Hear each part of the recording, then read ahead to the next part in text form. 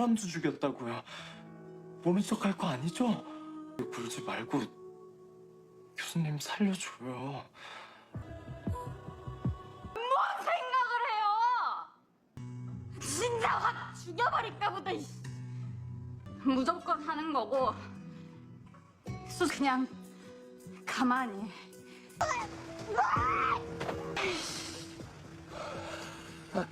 그러니까 왜 수술을 한다?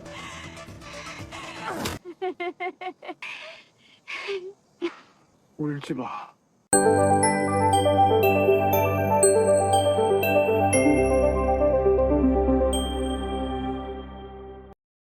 Jungsok benar-benar terkejut saat melihat Duki membawa Pak Min ke dalam lorong gelap. Kebetulan saat itu Yongju juga sudah kembali dan melihat bahwa ada seorang detektif yang sedang mengejar mereka berdua. Yongju langsung mengajak Jungsok pergi dari tempat itu. Di perjalanan, Jungsok memberitahu Yongju bahwa mereka diperintahkan untuk pergi ke mercusuar merah. Ternyata di sana ada kunci mobil milik Pak Min yang telah disiapkan oleh Duki agar Jungsok dan Yongju bisa melarikan diri dari tempat tersebut. Setelah itu, Jungsok segera menelepon Uyong untuk memastikan informasi yang pernah disampaikan sebelumnya, yaitu bahwa umur Duki tidak akan lama lagi. Jungsok marah karena hasil pemeriksaan yang sebelumnya diberikan kepada dirinya menunjukkan bahwa kondisi Duki baik-baik saja. Namun Uyong hanya mengatakan agar melihat hasil yang sebenarnya. Ternyata, hasil sebelumnya telah dimanipulasi oleh Duki sendiri. Sementara itu, detektif dan beberapa polisi akhirnya tiba di lokasi kejadian dan menemukan Pak Min dalam keadaan tidak bernyawa. Setelah dilakukan penyelidikan, terkonfirmasi bahwa pelaku adalah Duki. Berdasarkan bekas luka tusukan pisau serta baju yang berlumuran cairan merah, sesampainya di rumah, Duki mengambil paket obat dari Alan Kim untuk meredakan rasa sakit yang dideritanya selama ini. Sementara itu, Jungsok pulang dan memeriksa hasil pemeriksaan otak Duki yang dikirim oleh Uyong. Saat melihat hasil CT scan, Jungsok sangat terkejut karena kondisi tumor di otak Duki ternyata sudah sangat parah. Ia tidak menyangka bahwa Duki sebenarnya sedang berada dalam kondisi yang begitu buruk. Jenazah Pak Min langsung diautopsi oleh pihak kepolisian. Dari hasil pemeriksaan ahli forensik, diketahui bahwa Pak Min kemungkinan besar dibunuh oleh seseorang yang sangat memahami anatomi dan medis. Terlihat dari luka yang ditimbulkan serta cara kerjanya yang sangat rapi, detektif kemudian menyimpulkan bahwa orang yang membawa Pak Min adalah Duki. Salah satu detektif lain, Detektif Song, menelepon seorang ketua geng dan menyampaikan bahwa dugaan awal pelaku pembunuhan adalah Jungsok atau seorang perempuan. Namun, setelah dicek melalui rekaman CCTV, ternyata pelakunya adalah seorang pria, sehingga mereka menjadi bingung. 수배 중이시라고 들었는데. Keesokan harinya, Dr. Han kembali dari perawatan yang seharusnya diberikan kepada ketua geng di kapal. Jungsok dan Yongju merasa heran karena seharusnya Dr. Han belum pulang. Ternyata, Dr. Han sempat bertengkar dengan ketua geng tersebut, sehingga ia memutuskan untuk mengirimkan dokter pribadinya ke kapal dan memilih untuk pulang. Sekalian, Jungsok meminta bantuan Dr. Han untuk mencarikan rumah sakit tempat Duki bisa dioperasi. Setelah melihat hasil CT scan yang sebenarnya, Jungsok memutuskan untuk tetap melakukan operasi meskipun tahu risikonya sangat tinggi dan tingkat keberhasilannya rendah. Padahal sebelumnya, ia sempat menolak keras usulan tersebut. Sementara itu, Duki memperkenalkan Alan Kim kepada rekan-rekan dokternya di rumah sakit tempat ia bekerja. Alan Kim sendiri ternyata memiliki pengaruh yang cukup besar. Apalagi dia juga bekerja di salah satu rumah sakit ternama di Boston, Amerika Serikat. Dalam pertemuan itu, Alan Kim bertanya kepada Duki apakah rencana mereka untuk mengoperasi dirinya masih akan dijalankan sesuai rencana.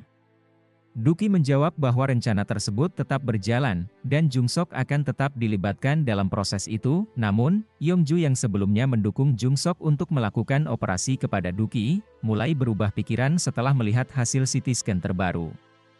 Ia jadi cemas akan rencana tersebut karena melihat kondisinya sangat parah. Di 괜찮으시겠어요? 수술 장소 제가 구해볼게요. saat yang bersamaan, salah satu anak buah ketua gangster, yang pernah diselamatkan oleh Jungsok, datang dan memanggil mereka. Ia mengatakan bahwa ketua gangster ingin berbicara empat mata dengan Jungsok. Hanya Jungsok yang diperbolehkan masuk, sementara Yongju menunggu di luar. Begitu masuk, ketua gangster langsung menanyakan kepada Jungsok mengapa di rekaman CCTV yang didapat polisi, terlihat bahwa pembunuh Pak Min adalah seorang pria. Padahal, seharusnya bukan demikian. Namun, Jung Sok tidak menjawab pertanyaan itu. Kemudian, ketua gangster berterima kasih kepada Jung Sok setelah menonton video operasi yang dilakukan Jung Sok terhadapnya beberapa waktu lalu.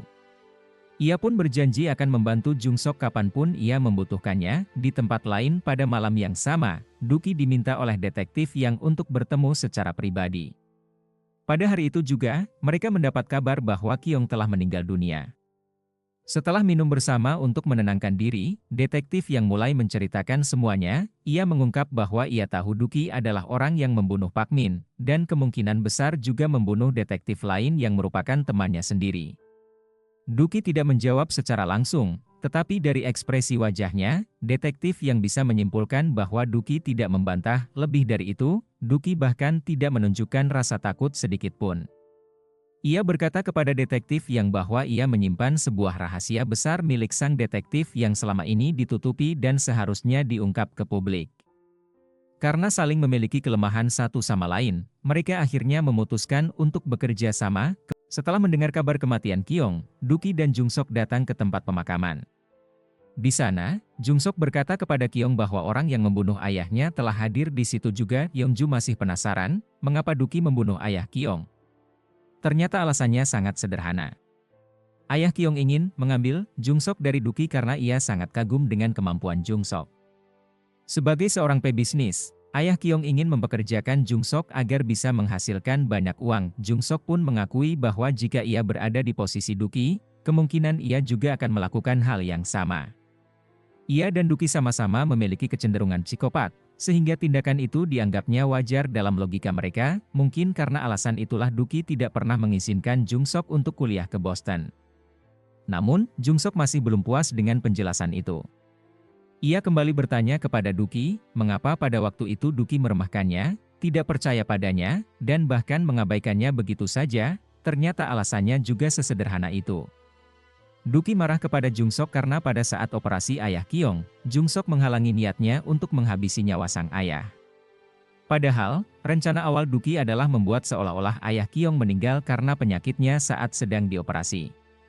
Namun, Jung Sok, yang saat itu masih murid dan sudah mulai menyadari sisi gelap gurunya, berani mengambil tindakan untuk mencegah hal itu. Bagi Duki, harga dirinya sebagai guru runtuh di hadapan muridnya sendiri. Sejak saat itu, dia tidak benar-benar membenci Jung Sok, tetapi merasa tidak sanggup untuk bertemu dengannya. Karena sifat Duki yang cenderung psikopat, dia mengekspresikan perasaan itu dengan cara ekstrim, termasuk menjauh dari Jung Sok dan memperlakukan orang-orang di sekitarnya dengan dingin. Kemudian, Jung Sok mengatakan kepada Duki bahwa ia akan tetap mengoperasinya. Ia meminta Duki bersiap karena ia sedang mencari tempat yang bisa digunakan untuk melakukan operasi tersebut. Namun, Duki menolak seakan Jung Sok mengasihaninya karena penyakitnya sudah parah.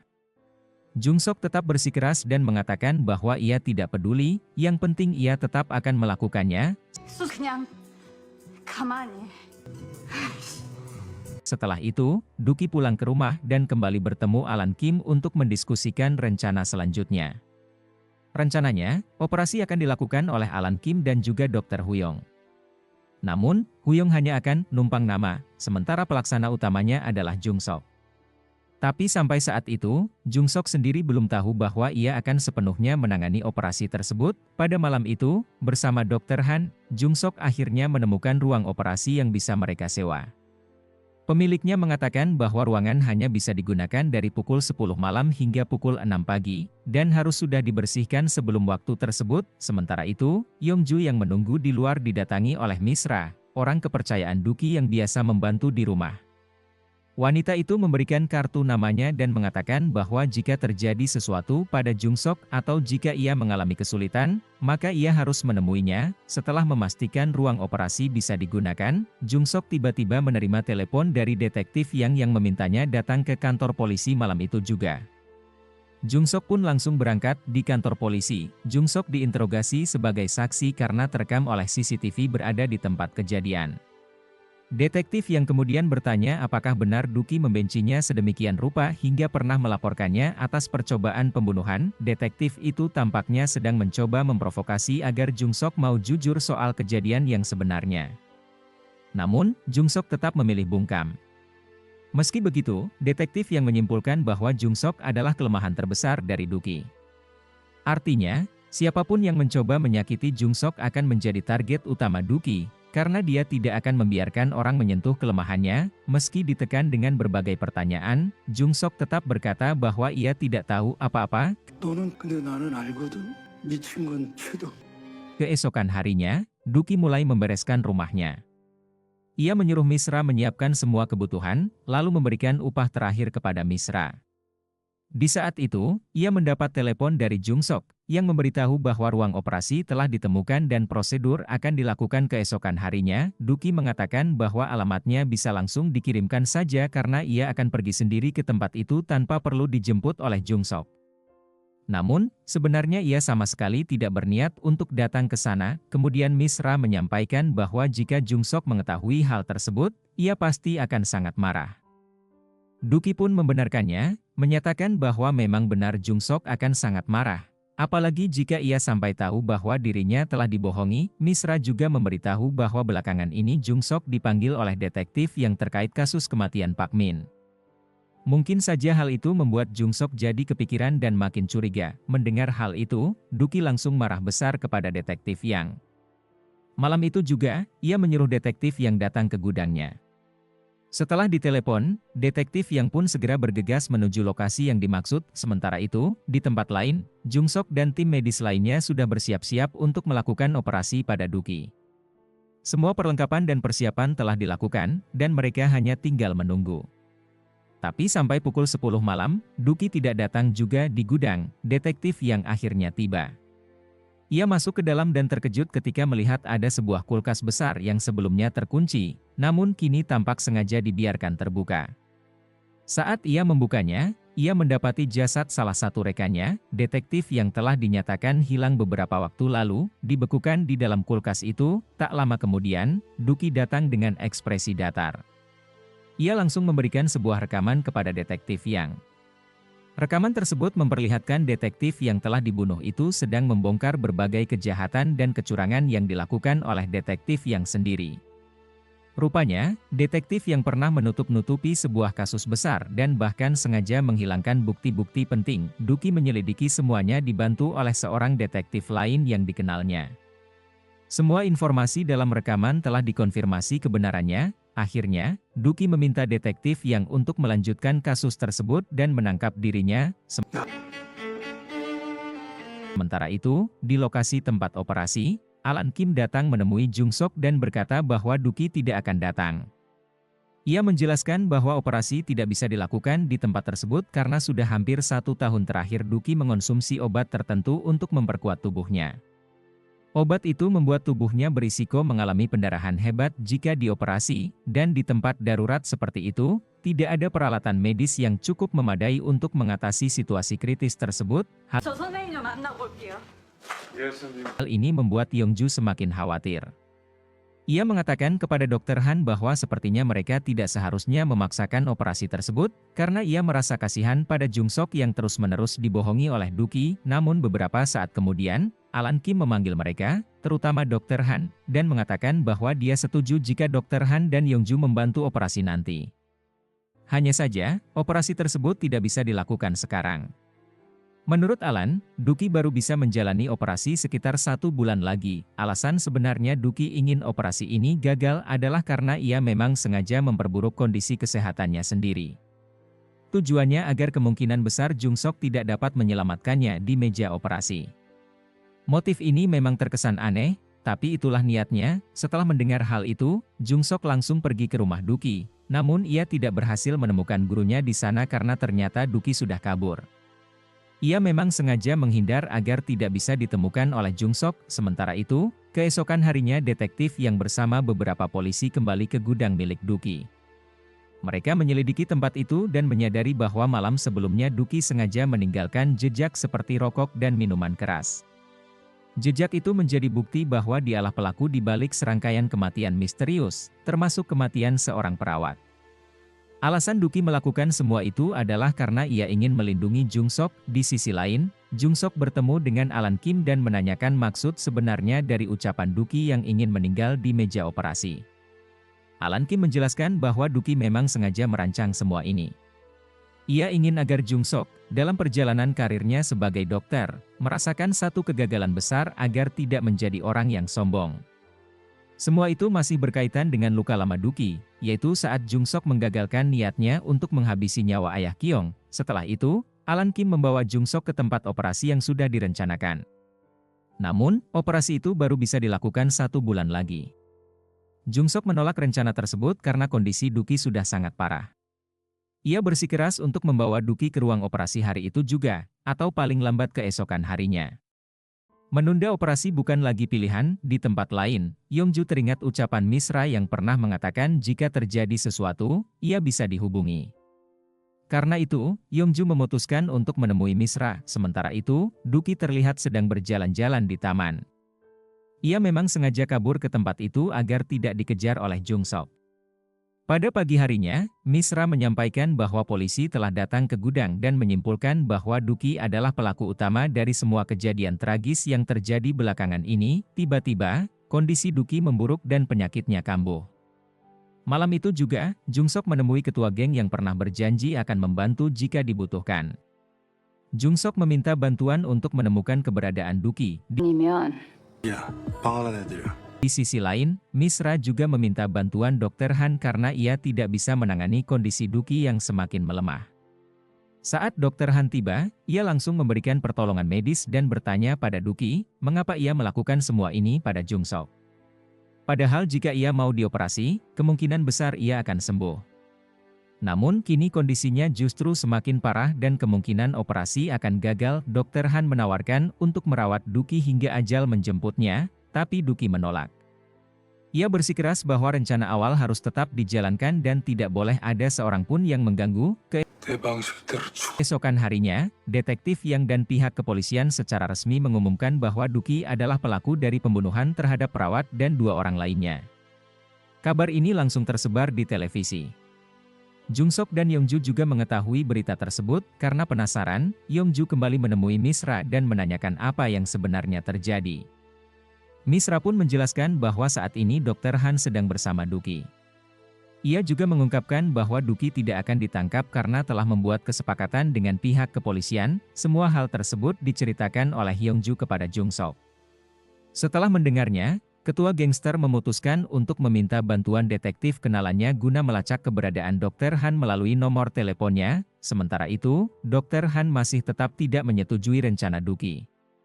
Namun, Duki yang keras kepala tetap bersikeras dan menyuruh agar keinginannya diikuti. Intinya, ia hanya ingin Jung Sok merasakan kegagalan, setidaknya sekali seumur hidupnya.